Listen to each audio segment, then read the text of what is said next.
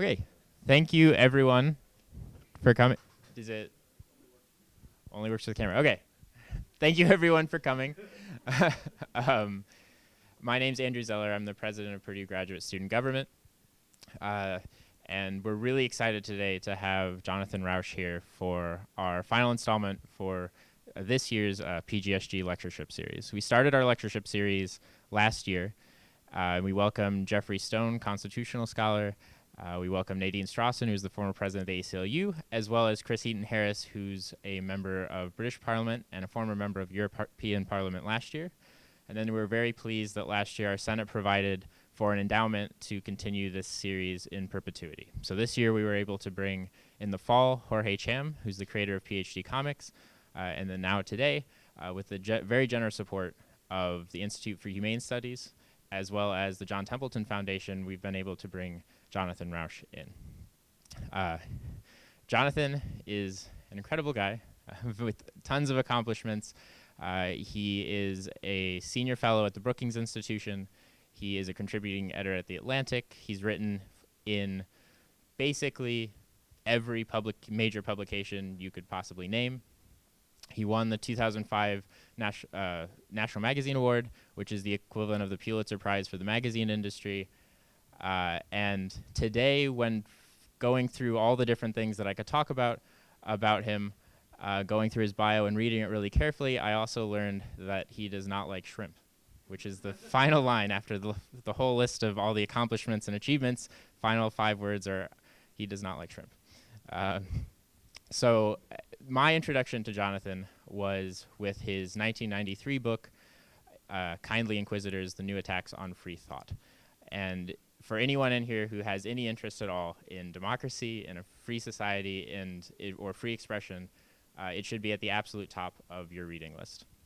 It's an incredible work. It's extremely well written, and it really provides for a solid case for why free expression is an absolutely crucial component of creating and preserving a free society. So with that, I don't want to speak too long because you came not to listen to me, but to Jonathan, I'll welcome Jonathan up to give the lecture. Thank you.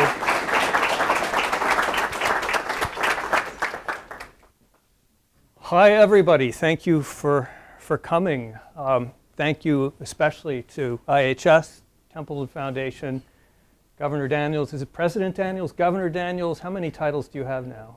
Director Daniels, and above all, Andrew, an amazing person who made this happen and who I hope will be a friend going forward. I have you for about a little bit under an hour, and we'll talk to you, at you, or with you for about maybe 40 or 45 minutes, and then maybe we can have a discussion. My topic today is why free speech is the only safe space for minorities, and I want to do a little storytelling and explain why I think that's the case. I asked people outside, what is your special story? And, got some interesting ones. And then someone said, what is your special story? And I said, well, you're about to hear it, and you are. Before that, let me just set a bit of context. We all know that there are free speech issues on campus right now. They've been going on for a long time, but we also all know that recently things have gone to a new level. Violence at the University of California at Berkeley, when Milo Yiannopoulos was prevented from speaking, and then violence and an injured professor at Middlebury College when Charles Murray was prevented from speaking. These things have raised this issue to a new level, got the attention of people who I think had not really thought about it anymore, and indeed I think many people on campuses were taken aback.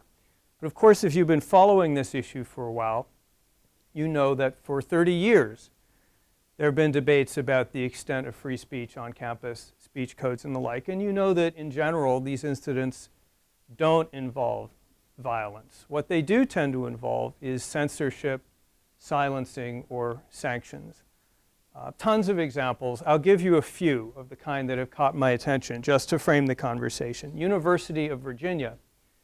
Some students demanded, and faculty, 469, protested the president's quotation of Thomas Jefferson, the founder of the university, in a university statement saying that it was deeply offensive and created a hostile environment because Jefferson owned slaves. University of South Carolina, a student is suing because he was investigated and subject to discipline for a tabling event against censorship in a free speech zone. It turned out at the tabling event, he included a poster that included images that had been censored on other campuses. One showed a swastika at Georgetown. Now, this was not a Nazi swastika with, the regalia. This was a Hindu religious symbol that's over 2,000 years old. And it was on a student's dorm bulletin board to demonstrate that the swastika was a Hindu student's bulletin board to demonstrate that this was an ancient religious symbol. Someone got offended by that. That student was punished at Georgetown. Subsequently, University of South Carolina student reproduced that image to protest censorship, and he was subject to disciplinary action.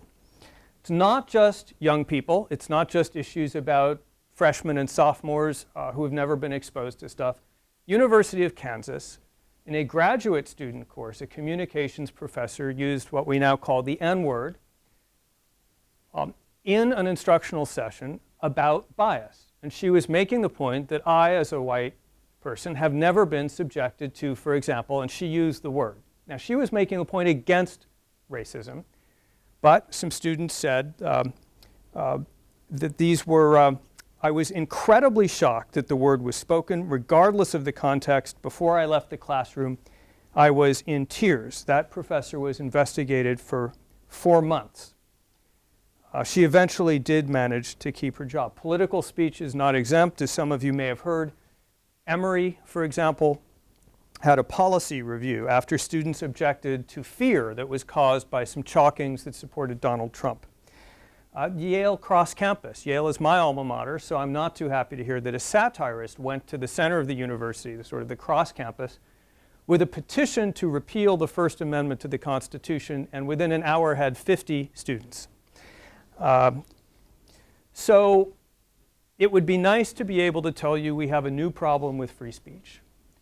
But that's not the story. In fact, we have an old problem with free speech. We have a problem with free speech that goes back approximately 350 years to the time of John Locke. Here's the problem with free speech. First, it is the single most successful social idea in the entire history of humanity. Second, it is the single most counterintuitive social idea in the history of humanity.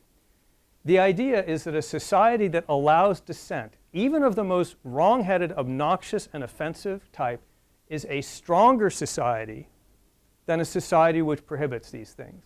A society which allows you to be a witch, to deny the divinity of God, to say things that are seditious, to make bigoted statements, to hurt people's feelings.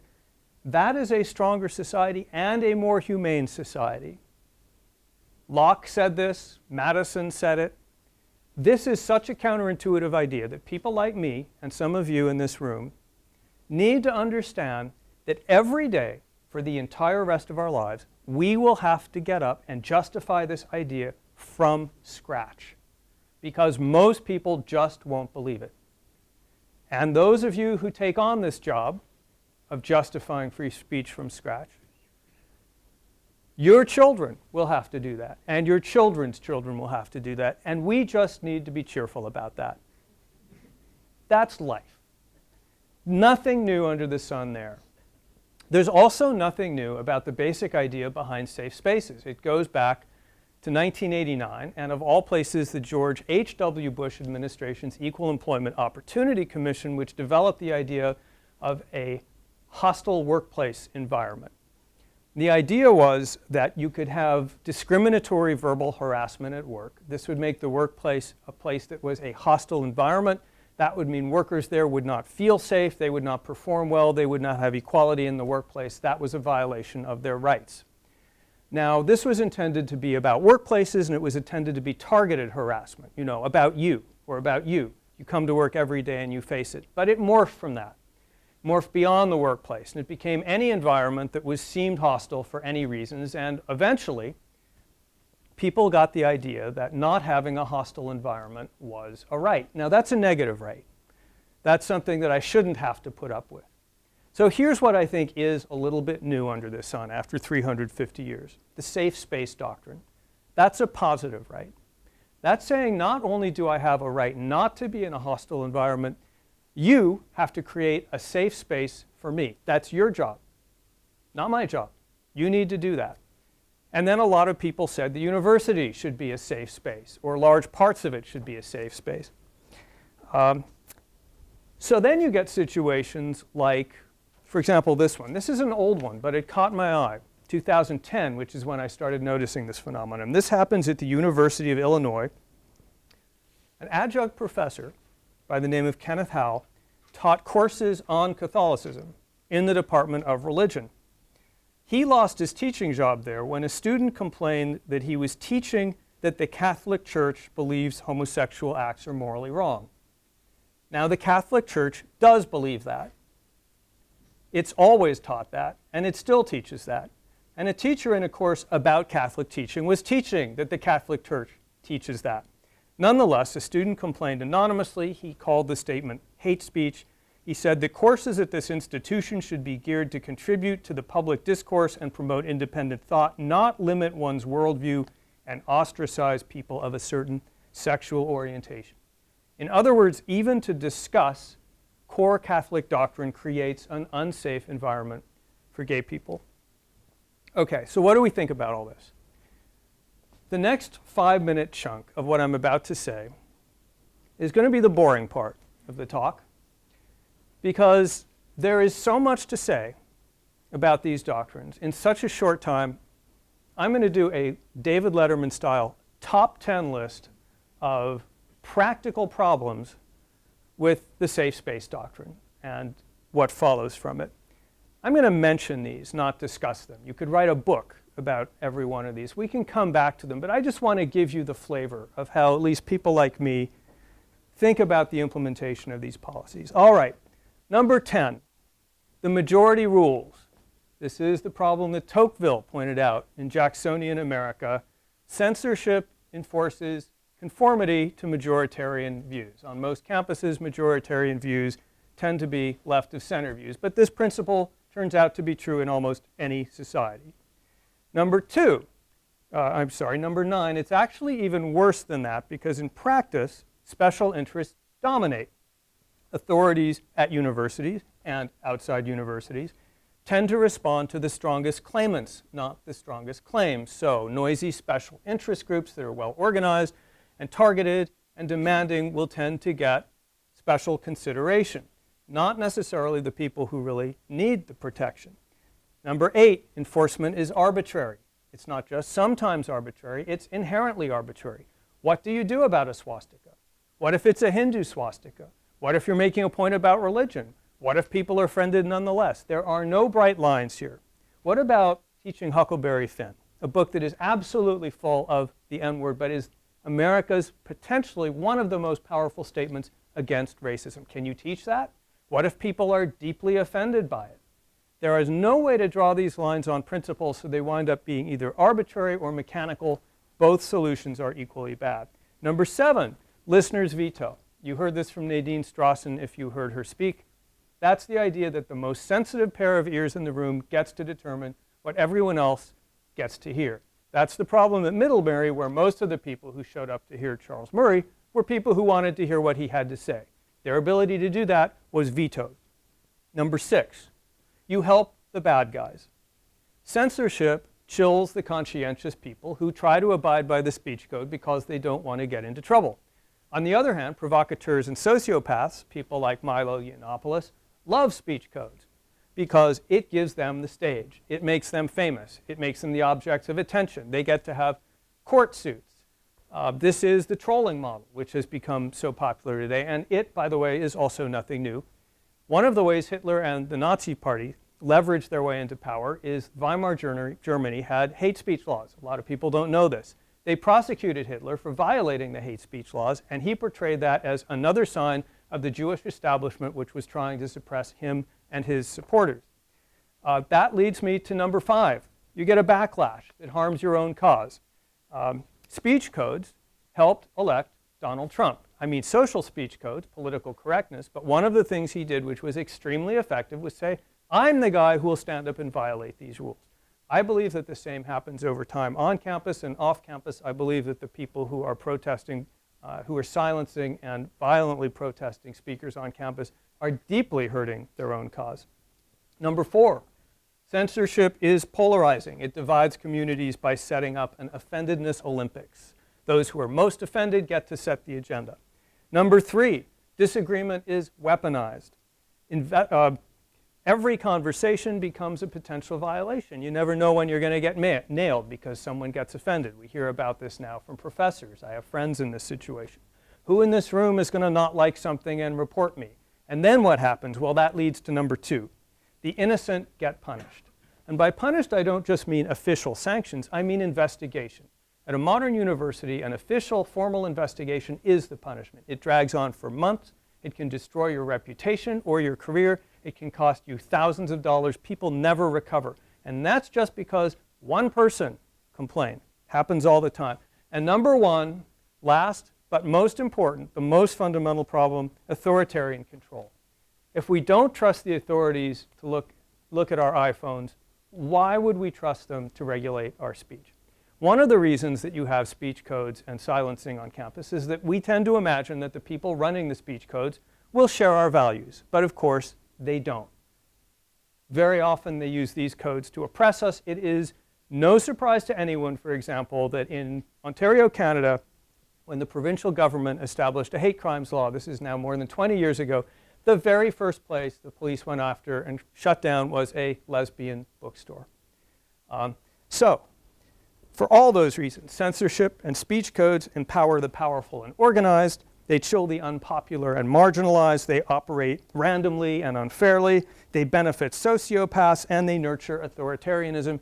And I'll submit to you, I'll just stipulate this without defending it, that not a single one of those problems has ever been successfully rebutted or answered by a speech code advocate. They have never told us how to set up authorities who will consistently get it right, what to do about majorities who dominate and impose conformity, what to do about the special interest problems, what to do about backlash and polarization. They don't have answers to any of that. But the boring part is now over, because that's not why I'm here. I've been thinking a lot lately about trying to go to the very root of the problem. So I want you now to join me in a thought experiment. I want you to imagine the perfect magical speech code enforcement, as if done by God, so that all the decisions were correct, all the determinations about the lines between hate speech and offensive speech and controversial speech were erased. And I want you to go even further. I want you to imagine a society not in which occasionally someone obnoxious deliberately puts up provocative signs, whether they be white supremacist or something else, in a generally safe, in fact, welcoming environment. I want you to imagine a society that is almost literally, as the law professor Jeremy Waldron has put it, festooned with hate. So you can't walk down the street without encountering hate speech. So you really do feel like an unsafe person and a second-class citizen. And then I want to ask myself the question, in that situation with the perfect speech code and the truly unsafe environment, is censorship the answer? Well, the perfect speech code will never happen. But I submit to you that the second condition has happened, and I have lived through it. I am a homosexual American man. I was born in 1960. I didn't come out until 1985. In the world I grew up in, it was against the law for a homosexual person to work for the government. It was against the law for homosexual people to have intimate personal relations with the people we loved in the privacy of our own bedrooms. We were, of course, not allowed to have security clearances. Witch hunts went on at places like the State Department and the Navy to roust out homosexuals. Police hunted us for sport. They would use sodomy laws as excuses to set up stings in parks, and then they would arrest us for soliciting sodomy if we tried to hook up on dates. Of course, there was terrorism on the streets. We were gay bashed routinely.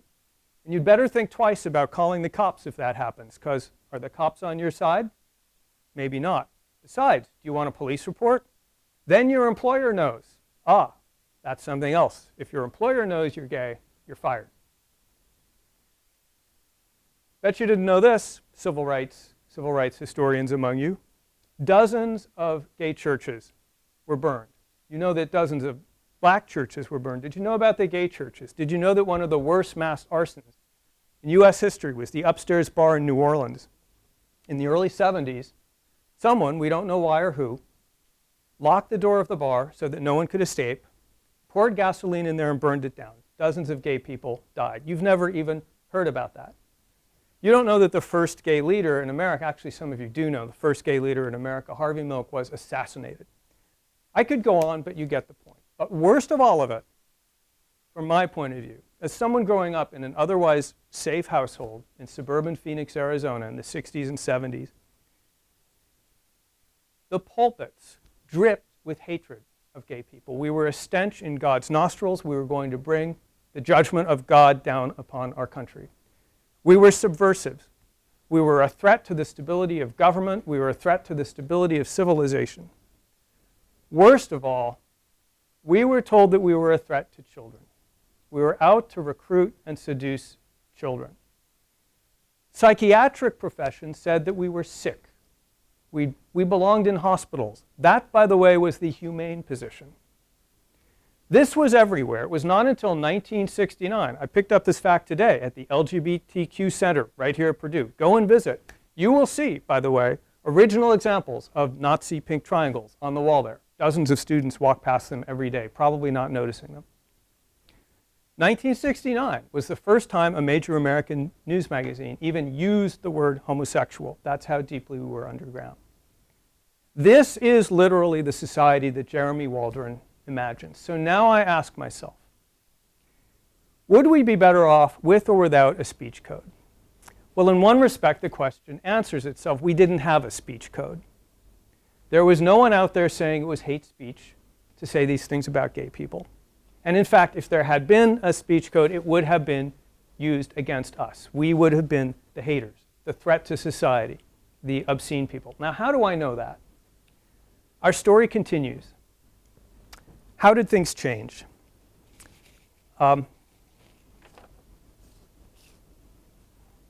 Let's go back a bit in time. Now let's think about where we are in the 50s and 60s and even on into the 70s.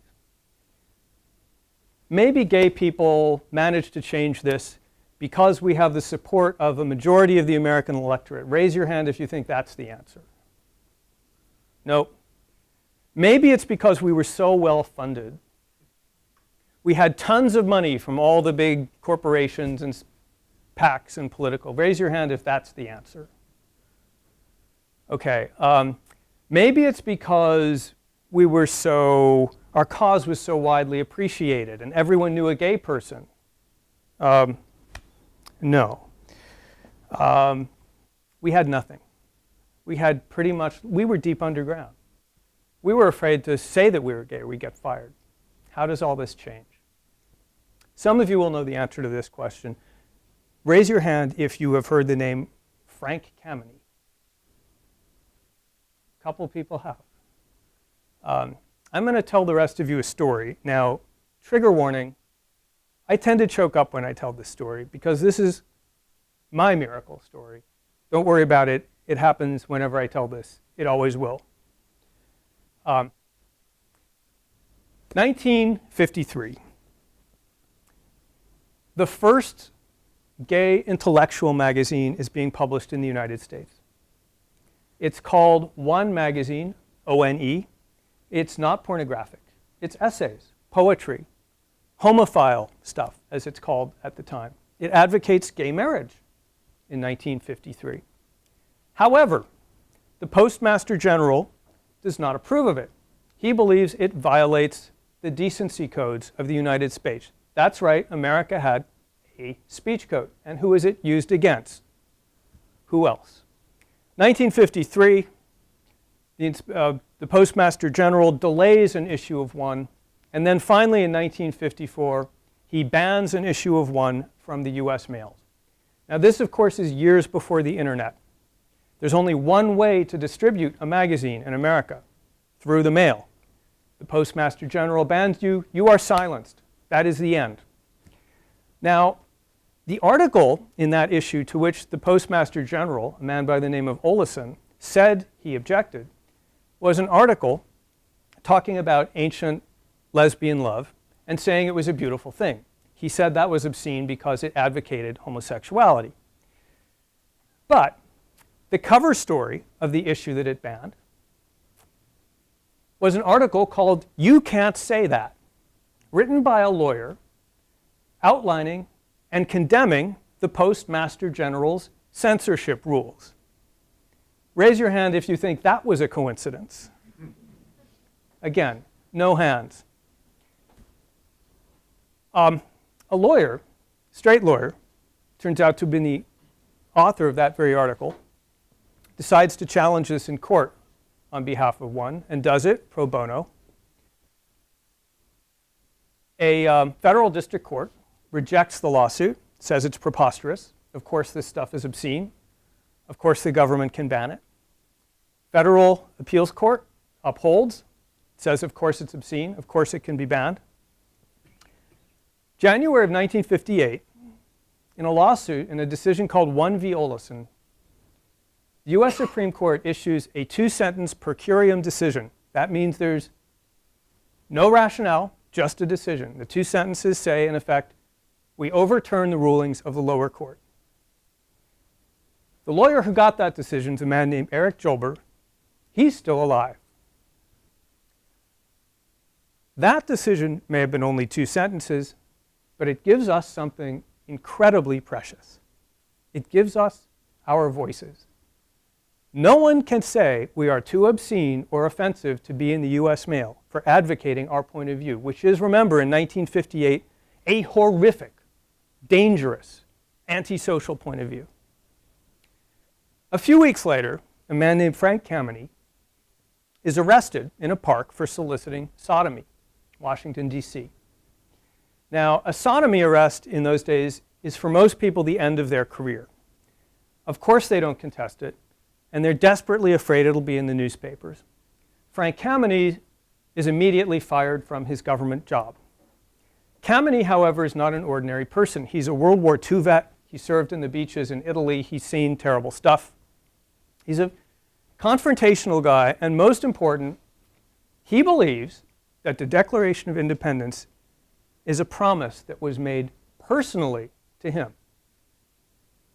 Instead of taking this lying down, Frank Kameny decides to do something. He petitions the US Civil Service Commission, which deals with the hiring and employment of public servants.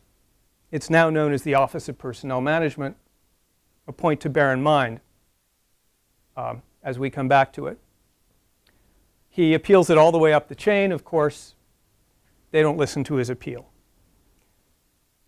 He files a lawsuit, tries to get it heard by the US Supreme Court.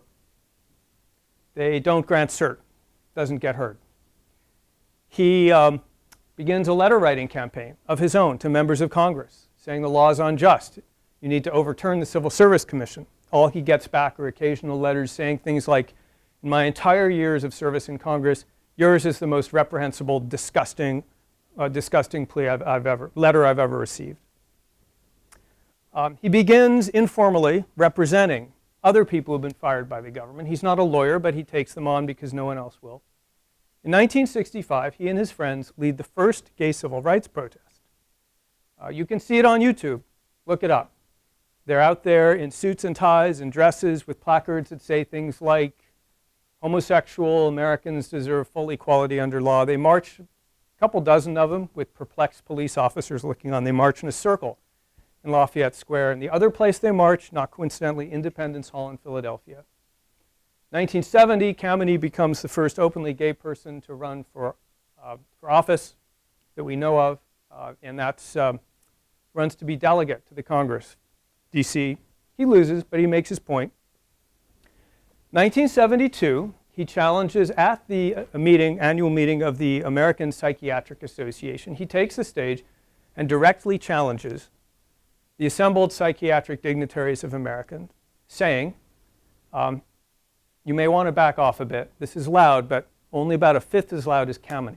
Apologies to those who are hearing this over the mic.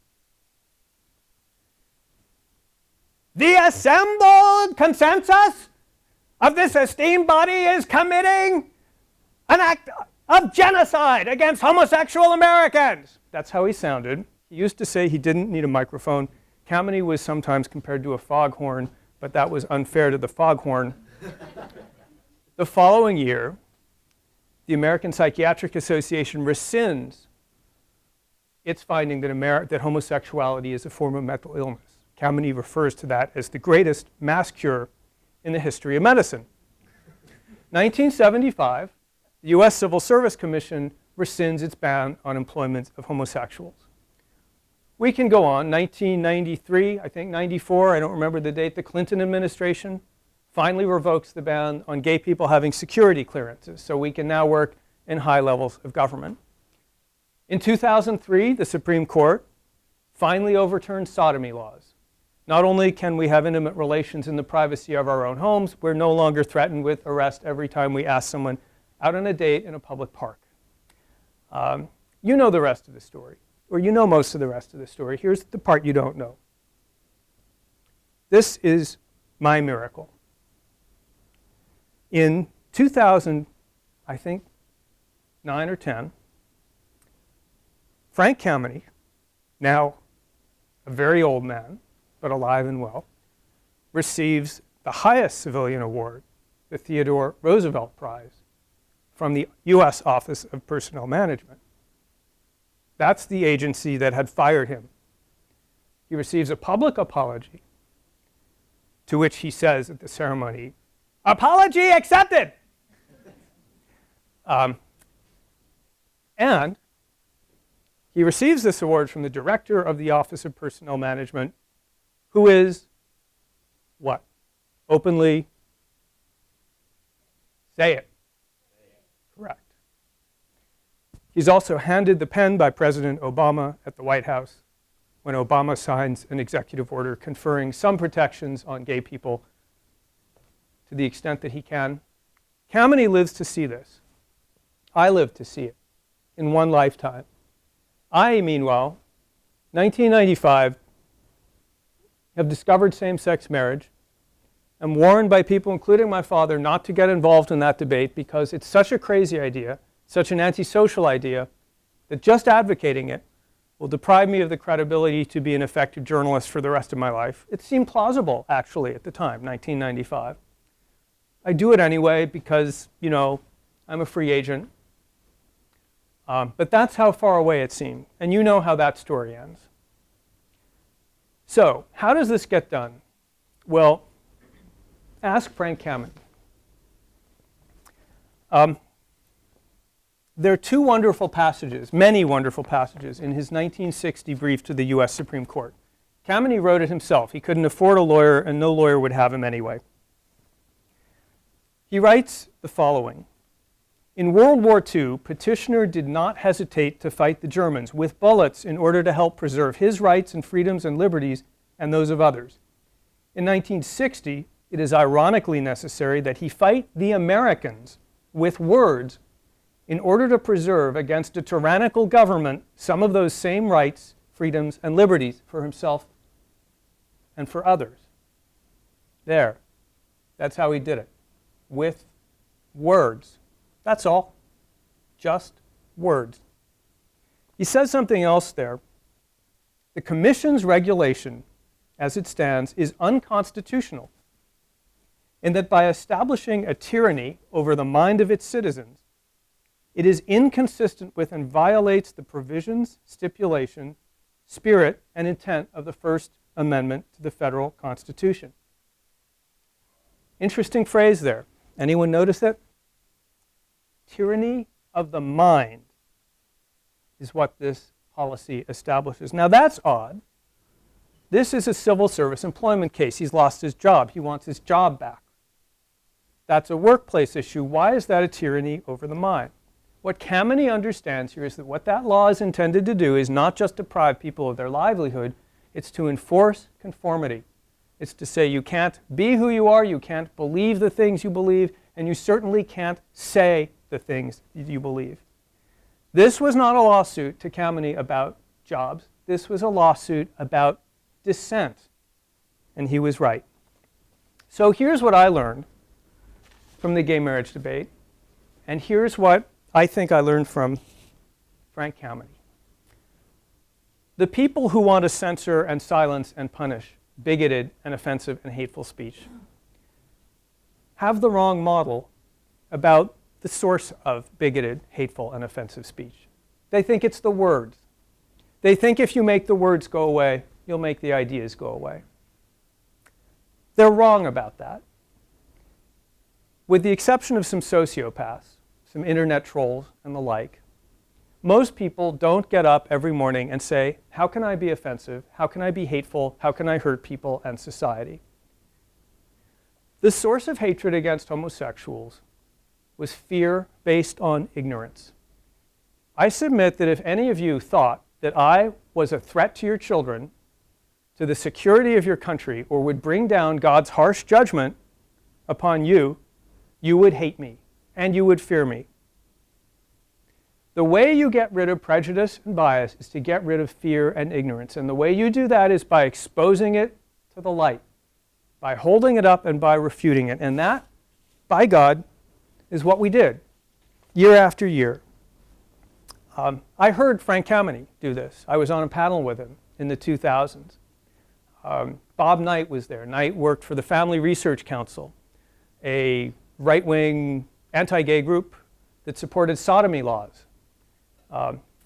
And I remember Kameny saying, if your God condemns the love of people like me, then you worship a false and bigoted God. Right to his face, right in public. He did that all the time. We change minds by showing that we were right and by proving that the haters were wrong, from which I draw a lesson. Free speech protects minorities, so minorities must protect free speech. We must be in the vanguard of those standing for that principle, because even if we don't need it today, some other minority does. Two corollaries from that. One, minorities are always better off in a society that protects hate speech than in a society that protects them from hate speech. Always. Corollary number two. There is nothing safe for minorities about so-called safe spaces, at least enforced safe spaces, as opposed to spaces of choice, because they're safe only for laziness, intellectual complacency, forced conformity, and authoritarianism. All the things which hurt minorities. So, assume our magic perfect speech code, assume our hate-ridden society. What's the answer? Is it to repress the speech, the expression of the speech? Is it to shout it down, to silence it? That, I submit to you, is like combating global warming by breaking all the thermometers. It is not going to solve the problem. We don't all need to be Frank Kamenys. We can't all be Frank Kamenys. Kameny was a hero, but he was also a son of a bitch. He was an old curmudgeon, even from his young days. He was fearless because he was kind of weird. Didn't care who he offended. Most of us aren't like that. We're not going to take that on. Yet most of us need to protect the freedom of people like Frank Kameny. Minorities never thrive in environments that enforce conformity. I submit we never will. So now let's dig one stage deeper. I'm gonna look at my watch. How are we doing? Okay, give me 5 more minutes, then we'll talk a bit. What about the minority tax? This is a point that comes up more and more often. It was raised at Middlebury. What about the burden of self-explanation that falls on minorities in this world? Here's what some students said in a letter responding to a faculty letter that was in favor of free speech. The students said that free speech is a burden on specific groups of students, asking them to continually defend their right to exist in an academic community for the supposed intellectual enrichment of that same community. I call that the minority tax because it's the burden that you just pay every day in small increments of just having to explain yourself, having to justify yourself, having to push back against majorities. Is that unfair? Absolutely. Yes, it's unfair. Is it a pain in the ass to defend our right to exist for the intellectual enrichment of our community? Oh, yes, it is. If you want to talk about a pain in the ass, about, sort of daily humiliation, try having to explain every single day of your life why, yes, Mr. Straight Person, can't I please get married too, just like you? To people who'd never given it a moment's thought. Not fun. But here are three things that you never hear in this argument, I think, on campus, or at least don't hear often enough.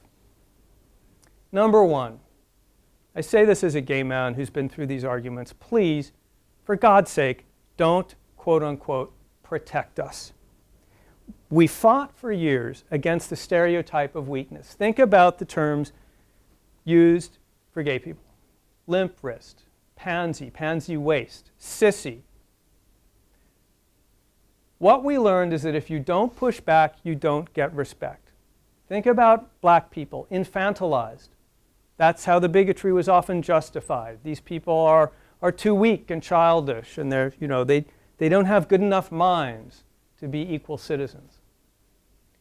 It does us no good to run to mommy in the form of the federal government or the college administration to beg not to have to hear stuff. It hurts us. Some of you may have heard of bias incident reporting systems. I don't know, do you have one at Purdue? You know what these are? So, you have one? So you may be surprised to hear that I favor bias incident reporting systems, actually one in particular. My bias incident reporting system is if you're biased against me, report it to me. You will hear back from me why you were wrong. To me, it's very odd that I should want someone who's biased against me to go talk to Mitch Daniels. I don't really think he can help me in that situation, and I'm not going to ask him to try. And by the way, please don't. Second, hate speech helped us. The assumption is hate speech is a terrible thing for minorities. Wrong. Every time Fred Phelps went out there and picketed a funeral of a US veteran with a sign that said, God hates fags, he put himself on display. Every time the Family Research Council went out there supporting put the fags in jail, when Pat Robertson said 9/11 was God's judgment on homosexuals and abortion, helped us. This is the stuff that's a foil for our views. This allows us to compare ourselves favorably with the haters. This is what brought America to see, yes, we're the good guys. It flushed them out. It forces them to expose themselves. Do not suppress that stuff. We need it. Third, the tax is also a gift. Something else you don't hear. Being a minority or a dissident is a burden as compared to being part of the majority. It's also an amazing gift. It is true, the marginalized, the people off of the side streams, often have a better, clearer view of society. They're often society's moral and intellectual pioneers. They're often the first people to identify injustices. Now, some of them are just nutballs, white supremacists, pick your example. But some of them are going to be people who point out the things that we all should have been paying attention to, like maybe homosexuality is not a disease, or maybe today factory farming is a terrible crime. Who knows what it is? We'll never know if we don't hear them. And something else, being a minority, although a burden, makes us interesting. Gives us a story, gives us a mission, gives us a slant on life. So, Middlebury students, I noticed in their letter, they praised the courage of the people who shouted down Charles Murray. I quote, "They took the great risk of standing up." I would like to dispute that assertion. I would like to say that to try to silence the people you disagree with is not an act of courage, it's an act of weakness and even cowardness. It is a failure to confront, to hear and confront what's out there in society that it is our job to confront. It is hiding. Minorities do bear a special burden. We always will in every society. The great advantage of doing this here in the United States and comparatively few other places is that we can act on that burden in ways that lift it. There are two things we can do about it. One of them is to whine about this burden, to shirk this burden, to ask other people to bear it for us, to ask government, university, whoever, to bear it for us. The other thing we can do about the minority burden is embrace it. Understand that it's the contribution we can make to a better society. And something we can all remember is that Frank Kameny, in his, I think, 60 years of activism, never once, not even once, advocated that anyone else, however hateful, be silenced or punished. Not once. Listen to Frank. Thank you. Over to you.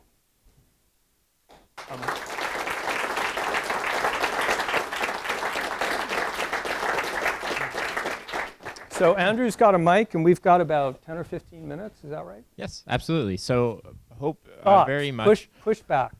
Dissent is allowed in this room, in case you're wondering. Absolutely. Before we jump to questions, so be thinking about that. Our sponsors, the Institute for Humane Studies, have a survey about what you thought about the event.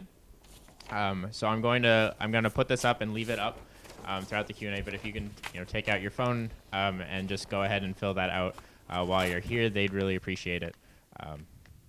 So with that, let's go over to questions.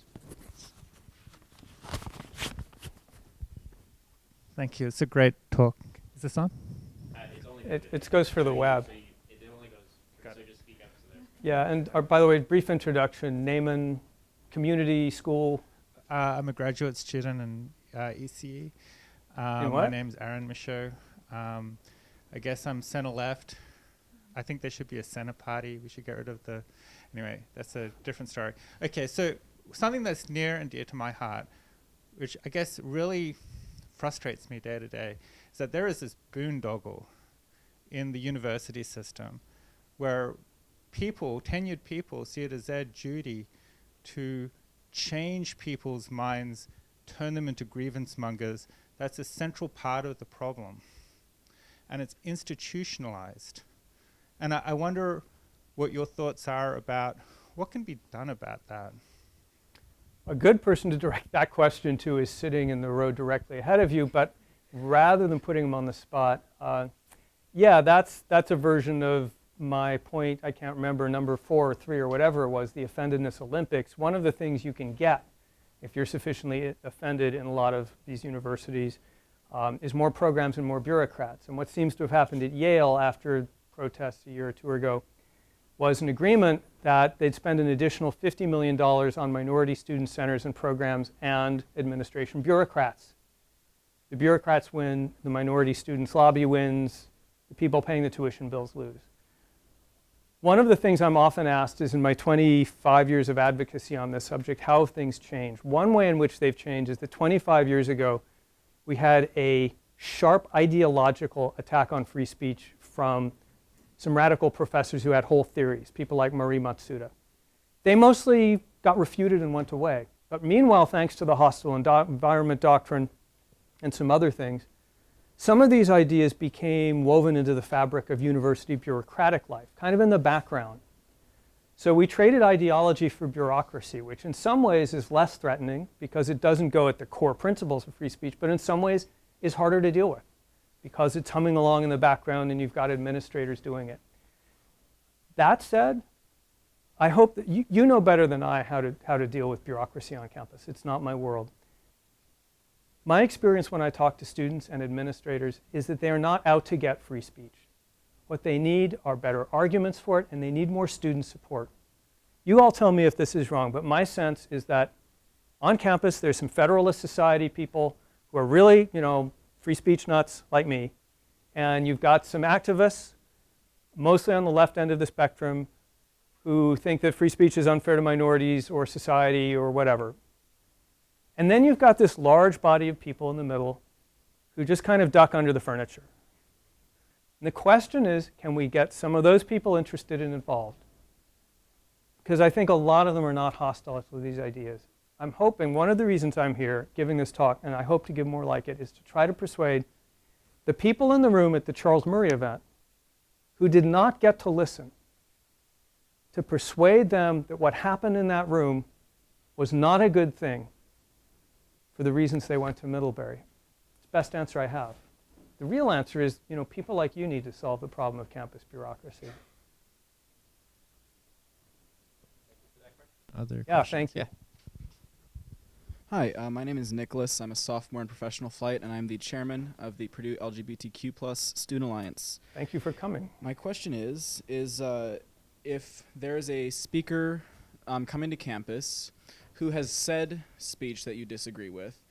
A few years ago, Laverne Cox came to campus, and her keynote was protested, and you gave examples of speakers on the far right who have come to campus, and their keynotes were protested.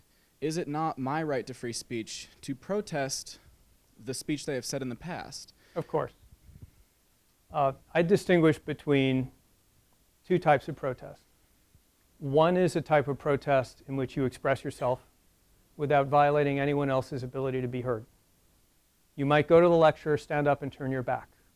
You might picket it outside. You might write campus newspaper articles, whatever.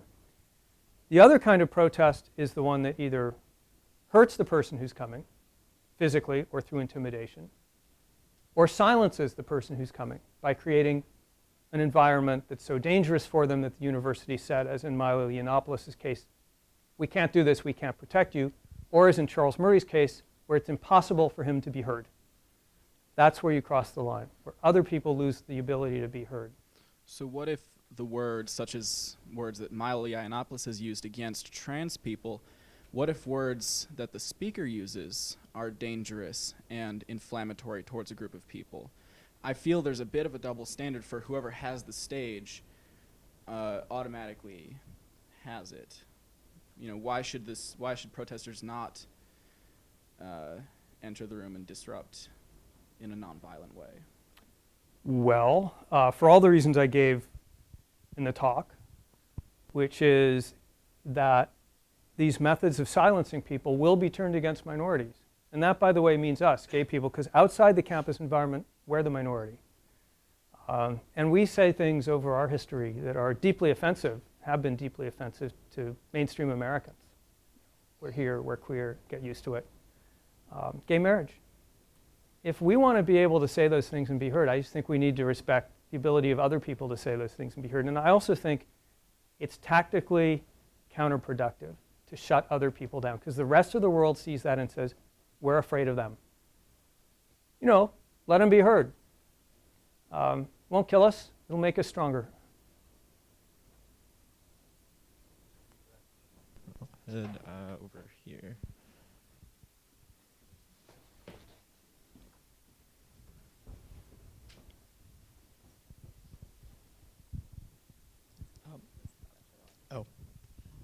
My Hi. name is Chelsea. Oh, Mike? Oh, okay. Hi, my name is Chelsea. I am an undergraduate student here at Purdue. I am a transgender woman, and I am a member of Occupy Purdue. And Thank you I for wanted to coming. ask a follow-up question to your response to Nick over there. I wanted to ask your thoughts on, so as a transgender woman, I pretty regularly experience discriminatory and targeted, or speech targeted towards me that is designed to instill fear, to silence me. And I wanted to, I was just curious your perspective on how is that the idea that I should tolerate those ideas, the free expression of those ideas, how is that not the epitome of privilege to say that I should allow these people to express these viewpoints, that these desires to cause me harm? How is that equitable to somebody like me? Well, one answer to the equity question is James Madison's answer, which is that if you want the privilege, if I want the privilege, if any of us wants the privilege to express ourselves, then we need to afford that privilege to others. The more nuanced answer is that the question you raise has been a difficult one for the courts and the Constitution, but the line as traditionally drawn, of course, absolute protection from violence or assault. Second, direct personal threats not covered by the First Amendment. If it's targeted harassment, meaning if someone comes after me in a way that violates my security or threatens me in a plausible way, personally, that crosses the line. And by the way, that doesn't have to be offensive speech. If someone follows me around all day shouting kike, kike, kike at me, or faggot, faggot, faggot at me, that's not protected. That's direct personal harassment. If someone follows me around all day shouting genius, genius, genius at me all day, you know, in my classes, follow me into my dorm, that's equally not protected because of the nature of the speech. Okay, so what if people have terrible, misguided notions about trans people? Because a lot of people do. The trans movement right now is where we were 20 and 30 years ago. It's not a fun place to be because every day we had to wake up and explain all over it, we're not sick, we're not a threat to society, we're not, you know, we're not out to change the entire lineaments of society. Not fun. Here we are. That said, we need to explain it. There is no shortcut. And if the speech is not targeted, if it's wrong-headed, if it's like homosexuality is a disease treatable with therapy, still something a lot of people believe. If it's Catholic doctrine, you know, we'll go to hell because we're gay. I exaggerate a bit, but they say homosexuality is intrinsically disordered. It's not going to work to try to shut down all those bad ideas by suppressing them. And it's not going to make us more comfortable in the long run. I think we just got to confront it. We got to deal with the fact that these people need educating. I have an 18-year-old trans friend. Now is a really hard time to be 18 and trans and wake up and see stuff like what Houston did, what North Carolina did, what's happening in a bunch of places. And he came into my office one day and said, I don't want to deal with this. This is not fair. This is not how I want to spend my life. And all I could think about was when I was 25, it's 1985, and it's the height of the AIDS crisis. Gay people are dropping dead all over America. And the president takes until 1985 to even mention it. And the Secretary of Health and Human Services has said on record, we need to stop this disease before it reaches the heterosexual population. And I remember standing in my kitchen on the verge of coming out thinking, I don't want to be gay. I don't want to be gay. The reason was I didn't want to deal with fighting the discrimination every day. I have no answer except that the future is yours to change, and you will change it. You will.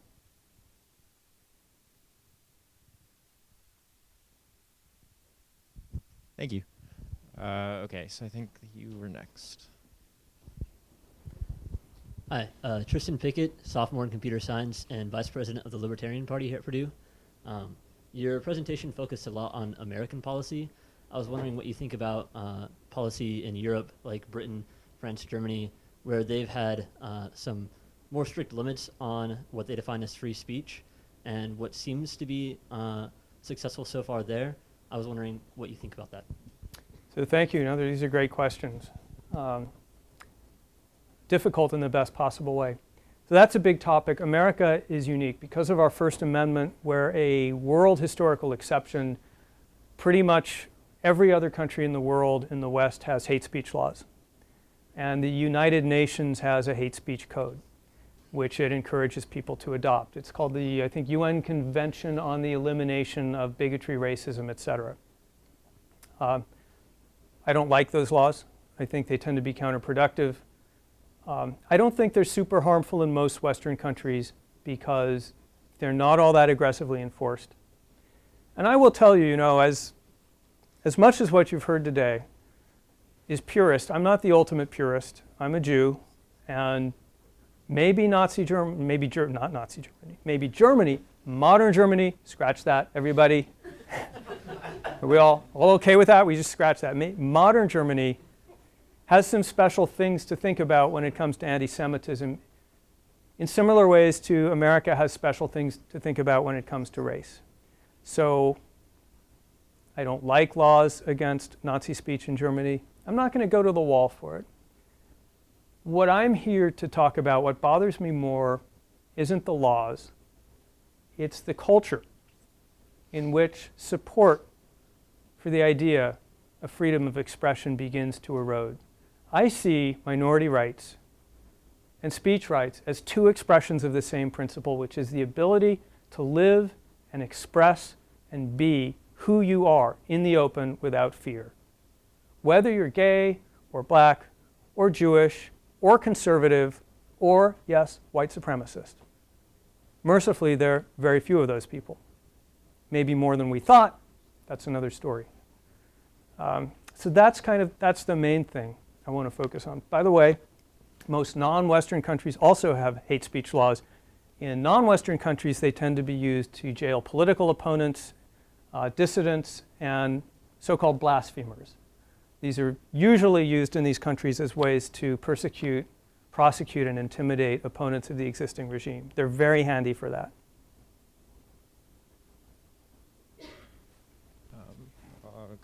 We got a ton. I'll just keep going until Andrew here makes me stop, and no one's leaving the room. So, Jimmy Vogel, I'm a math PhD student. Big fan of your work. Thanks for coming to Purdue.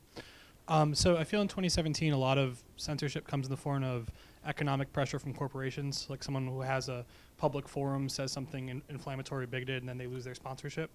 And whenever this kind of thing happens, I feel torn because I feel on one hand it's a really good use of corporate, of their power to like put down bad things without government intervention. But on the other hand, I feel, like you said, it loses an opportunity to shine a light on what might be ignorant. So I was curious if you thought this corporate intervention of speech is good or bad. Give me an example of what bothers you, because there's a spectrum of these things. I guess it's like, I don't want to give an example, but like, yeah, for instance, like Paula Deen made some insensitive comments, which I maybe don't agree with, but it was a long time ago, and her, and so she loses sponsorship, loses being on the air, and maybe someone like that who said insensitive comments no longer there. Yeah. So, let me re-ask the question in a more general form. Please. What about civil society sanctions against offensive and obnoxious speech, as opposed to government sanctions? And that's where private individuals and groups and corporations like the NCAA say to North Carolina, hey, you know what? You can have that bathroom law if you want, but we're not going to play the Final Four there. How do we think about those things? I don't think of those as censorship because it's not a big centralized authority with controls over everybody's lives. It's a statement that a person or an organization, maybe an important person or organization, can make without changing the rules for all of society. On a campus, if President Daniel makes a speech code, it changes the rules for everyone in this room. If you say, I'm not going to that lecture, and I'm going to discourage my friends to go because I disagree with it, or if you're an alum and you say, I'm not writing any more checks, I'd say, bless you. That's okay. Caveat. There are lines here where I start getting really uncomfortable. How many of you have heard the name Brandon Ike? Ring any bells? The Mozilla guy, right. Do you want to tell us what happened? You remember? Vaguely, I remember he gave some donations to some stuff in California that people disagreed with some years later when he was Yeah. So Mozilla appointed a guy named Brandon Ike to be their CEO. I think this was like 2012. Is that right? Brandon Ike, it turned out, had 4 years earlier made a $1,000 donation to the campaign for Proposition 8 in California. That was the anti-gay marriage campaign. He had never supported discrimination laws. He had made clear that he fully supported all of Mozilla's anti-discrimination policies and cultures. However, some people, straight people, by the way, this is not Human Rights Campaign, this was a website that was basically looking for publicity, started a boycott against him. They're called, I think, OkCupid. Is that who it was? They started a boycott saying this guy should not be president of Mozilla. That set off a bigger boycott, and he was removed. So he didn't get to be CEO of Mozilla. So how should we think about that? Well, no one's entitled to be CEO of Mozilla. Mozilla has a lot of gay customers. Putting Mozilla on the hot seat for putting this Prop 8 supporter or former supporter on there for having views not in line with their customers seems like a perfectly reasonable form of protest. And it is, but I signed a letter with some other gay and straight supporters of same-sex marriage and said, watch out. We don't like this. It's against the spirit of toleration because what Brandon Ike, he never did anything that showed opposition in his life or in the life of the company to gay rights.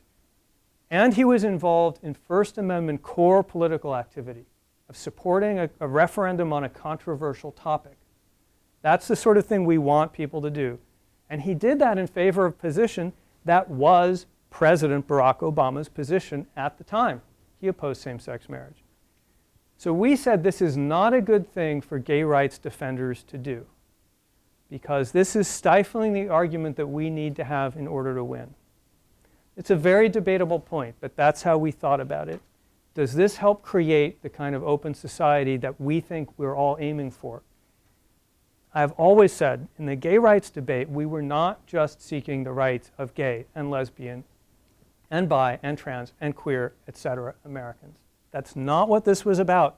This is about seeking the rights of all Americans to be who they really are and to express themselves politically without undue fear of repercussions. Complicated cases, though. You're getting into the hard stuff there. Okay, thank you. I think we have time for 2 more questions, and I saw... Yeah, we could gang up a few if you want and sort of knock them all down, whatever you want to do.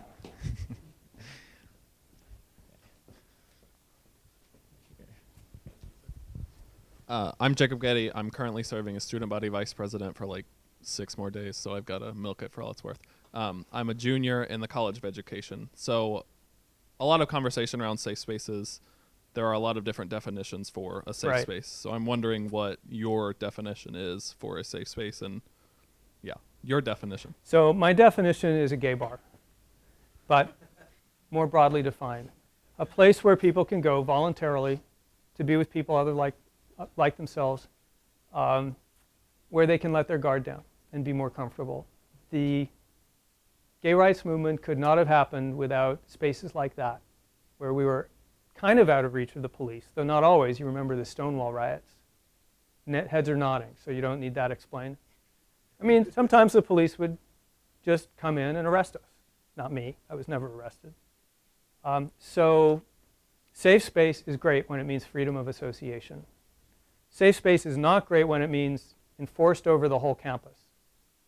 That's a very different concept. That's enforcement of conformity, which I think is not our friend. And then the last one. Oh, well, first I want to thank you for what was an amazing speech. Thank you. And I have been a proponent of free speech for a long time, but during conversations with colleagues, a certain thing keeps coming up.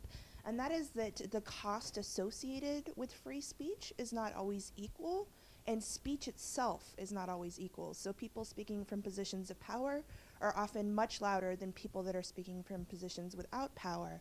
And those without power often have psychological as well as other costs associated with exercising free speech. So I'm wondering if you can speak a little bit about ways that you think society in general can address that to make speech more equal, as opposed to, in addition to free. Could you just introduce yourself? Yeah, my name is Amber. I am a graduate student in history. That's, I think, a form of the issue that I raised toward the end about the minority tax, which is another way of saying that there's an unequal burden on minorities.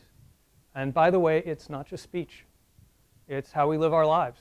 It's how we're seen by the majority. It's having to not only justify ourselves every day, but all the other burdens that go with minority status in any majoritarian society. You know, being a Jew in America, there's not much overt anti-Semitism. It's great here. I love it. But I remember growing up, people would try to convert me all the time, and it was kind of weird to be a Jew in Phoenix. And you were always aware of being different. My answer to that is the answer I gave in the talk. We'll never have equality as minorities in full society, and it'll never be fully comfortable. We have to deal with that. We have to use the gift of our voices to change that. But we will not get that by trying to artificially impose some central authority's notion of equality on our behalf. That doesn't deal with the problem of inequality of power. And it doesn't deal with the even bigger problem, I think, of bad ideas. It drives them underground and gives them more strength.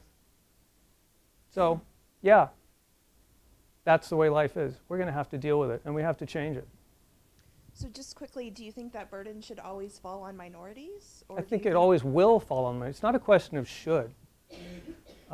It's what it means to be in a minority in a majoritarian society. And by the way, we're not just talking about skin color, gender. We're also talking about try being a conservative at a place like Middlebury. Or at some other campuses I could mention. That's a hard thing to do, to know that every day, if you speak up for your views, a lot of people are going to think you're some kind of sinister person. To be a dissident, it's how it is. Embrace it. Okay, so we're out of time, unfortunately, but let's Thank you all please so much. thank Jonathan again. Thank you.